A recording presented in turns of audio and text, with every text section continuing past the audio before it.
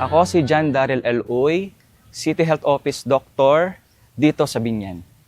Ako po yung naging scholar ni Congresswoman Len Alonte noong 2004 to 2008 po sa kursong BS Nursing po.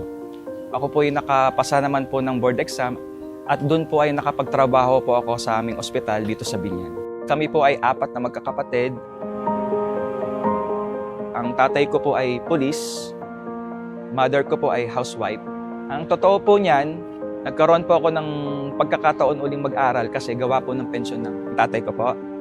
Kasi po ay siya ay nagkaroon ng pensyon dahil po siya ay actually na-ambush po siya dito sa So, nagkaroon po ko ng konting pera.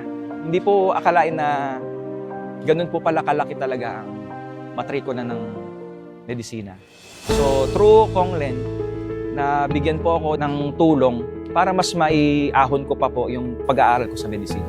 Pagkatapos po ng medicine school, nakapasa po ako ng board exam last year, noong October 2024.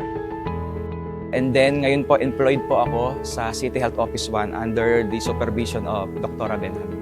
Kong Len, unang-una sa lahat po, ako po ay nagpapasalamat dahil ako po ay natulungan po ninyo na mabigyan ng scholarship program.